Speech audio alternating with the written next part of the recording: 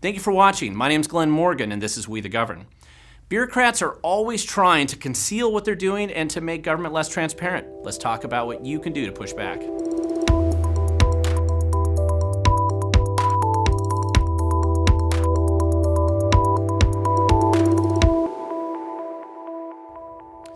Okay, although we are back in Washington State, this is a story that applies to you almost anywhere you are when you have to deal with local government.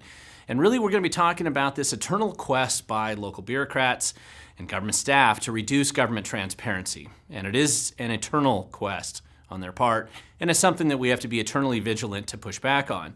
Now, very specifically, government transparency and open government is something that everybody says they desire. I always love this cartoon. I've used it before. It's about 11 years old, but this idea of open and transparent government, and yet the bureaucrats want to keep you out, and they want to basically toss out their brain at the same time, because the one thing that government bureaucrats don't really want is government transparency, and yet everybody says that that's what they want, is more open and transparent government. And this story today is going to be really dealing with how we're having to address these issues.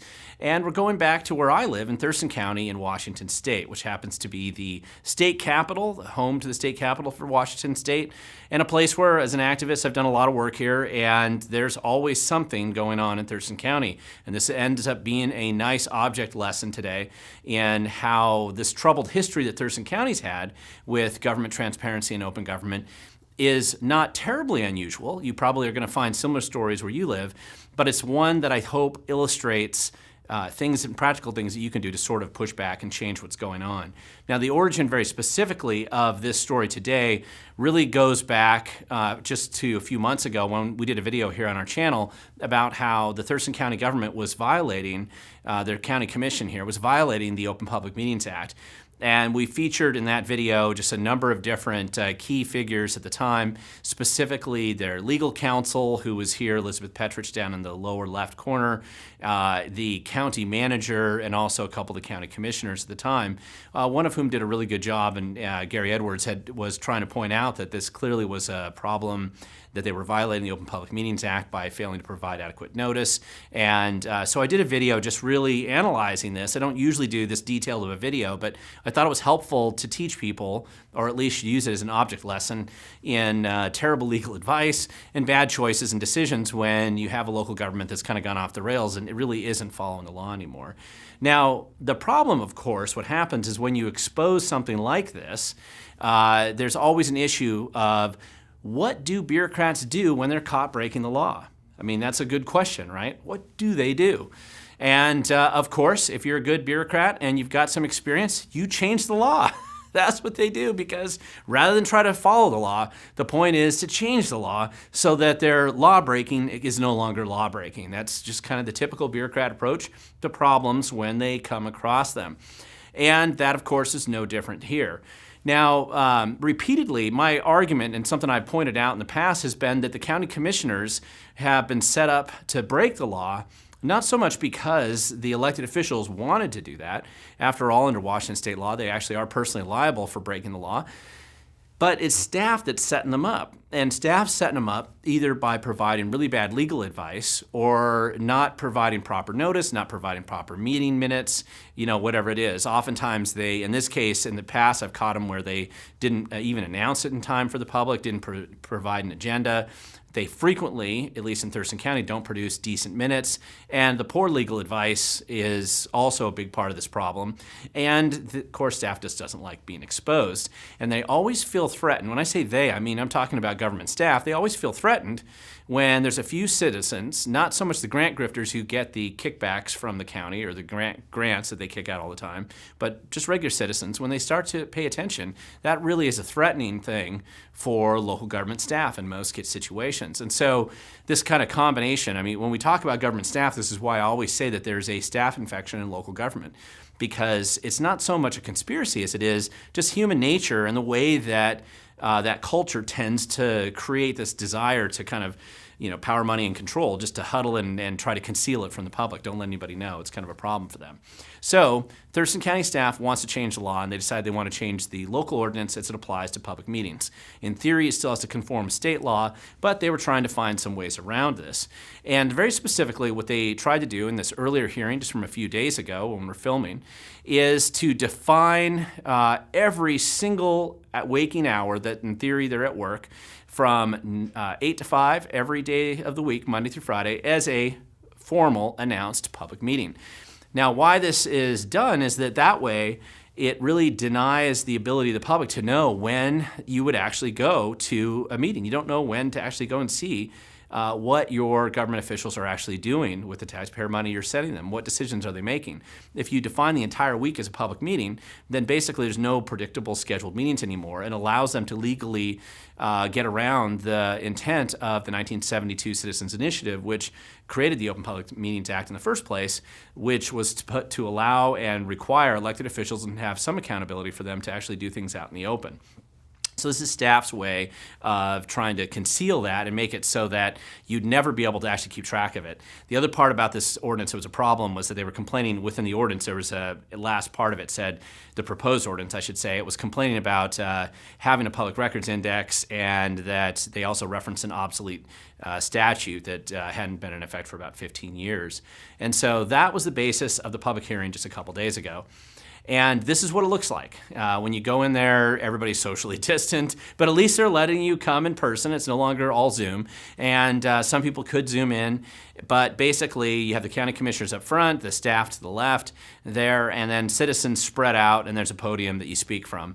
And at least it gets kind of a small step in the right direction, returning to pre-COVID normal public hearings. And this is Ramirez Chavez. I wanted to put a picture of him here because I've featured him a number of times in previous videos. He's a county manager, and unfortunately in Thurston County, although I don't think it's unique, you're going to find similar situations where you live right now.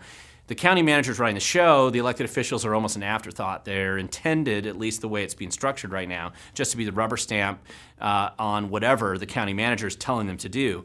This is a problem. This is not how local government's intended. Representative government's not intended to function this way. In theory, this guy works for us, the taxpayers, and that he can be hired and fired by the county commissioners. But in this case, the way it's being structured, he's running the show, making all the decisions, and he's trying to structure decisions that are beneficial to staff, not to the public, not to the citizens who live here, and actually not even for the elected officials. So it's kind of a problem, and I've highlighted that in the past. Now, the interesting thing about this, and I think this is important to look at the results from this hearing, 3 citizens essentially testified against this proposed ordinance. The most important one was John Pettit, a longtime citizen. He's been really involved, really engaged, and has probably done more than anybody else to actually make a really positive impact on transparency and budget accountability and other issues in Thurston County. And then I was also there to testify, and a former county commissioner named Kevin O'Sullivan. So this wasn't a huge turnout. It wasn't the 400 or 500 people that I know I've helped organize in the past to go to hearings before. Just a few of us showed up. Finally, another point I should make is that because of pre-hearing information that John Pettit had sent in, the county sort of realized, and they were kind of embarrassed about this, and they removed that last section of the ordinance where they were complaining about public records, and they had a state law, an RCW, that actually was no longer valid. It had been obsolete for about 15 years, and they removed that. That's a good thing. I hadn't actually noticed that about 6 years ago when I testified on a similar version of this ordinance. That had got past my attention, so I'm glad they fixed that. And more importantly, the commissioners, to their credit, decided to send this whole thing back to the drawing board, and no action was taken. And that's a good thing. That's a good choice, a good decision that they made. And we're going to need another public hearing on this, but I'll tell you, it's really important. If your access to government is basically denied, or transparency or open government starts to be reduced, it leads to a cascade effect of all kinds of other bad decisions. It's almost one of those really key, fundamental, foundational pieces that has to be working where you live in local government. And if you can't get that to work, a lot of other problems tend to be concealed and hidden until they just blow up in the future. So the commission, what we're hoping is that the commission will start over again on this, bypass the staff, and draft a real public meeting ordinance for the people, not for the bureaucrats. That would be a huge improvement over what's currently being done. That's kind of what we hope will be done. And I have recommended also after the hearing, again, when I spoke to the county commissioners very publicly, just recommend they use something like the Washington Coalition for Open Government, Washington Caucus, boondoggle.org. It's a resource. No matter where you live, there's a version of this type of organization in America in each state. So use that resource if you want to find out how to improve transparency and open government. And of course, something they probably won't consider right now, but something I've recommended in the past is just consider replacing some of these senior staff members, county manager and the legal counsel for sure. Neither one of them is serving the county very well, certainly not the public or the county commissioners. And sometimes there's just a situation where elected officials have to stand up for the people that they represent and make some hard decisions, just change senior management. It really does matter, and we've had turnover here before. It's been needed, and it's really needed again. Now, if you don't live in Thurston County, you think, why am I concerned about something happening in an obscure county in a small state? What can you learn from this? Well, there's a number of things you can learn, and I think it's kind of important to look at this. Number one, there's universal lessons when it comes to this activism. Even just a few citizens can have an impact. You don't necessarily have to have an army of people showing up down there. When you're trying to make reforms like this, a few people can really make a big difference. Showing up makes a difference. I know I say this all the time on my video channel, that the future belongs to those who show up. It is such a true statement, and this is just another example. If we hadn't shown up, then I'm sure that the staff would have just run over the county commission, the elected officials, they would have passed whatever they asked them to. And of course, don't trust the government bureaucrats and the staff. You cannot trust them. But one thing to remember is that none of this stuff happens just instantly overnight, right? The seed you plant today doesn't mean you're going to be eating fruit tomorrow. You're going to have to work on this over time. John Pettit, that citizen that I've referenced here earlier, has spent years grinding away on this stuff. And it really, you need that time sometimes just to become more familiar with the process and what's going on and understand the history. So I did want to give a shout out to him as a good citizen activist, as an example. You know, one guy truly making a difference, but also mentioned the Washington Coalition for Open Government. Again, I want to remind people there is a group like this where you live. In every state there is going to be an organization.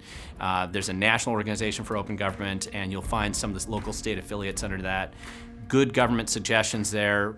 Learn what some of those are and bring them to your local government, and bring them as a suggestion for your local government to make things better and make things more open and transparent where you live. So again, thank you for watching. I do appreciate it. And you might know somebody else who's a government activist or is involved in trying to make a difference in your local government. Please feel free to share this channel with them, this video with them. I hope that it can help. And that's one of our ways of just getting the word out more and improving things in local government. And if you want to know more information very specifically about what I referenced here, some of the links will be down below in the video. Go to my website at wethegovern.com, and don't forget to subscribe and share with others. And remember, the future does belong to those who show up.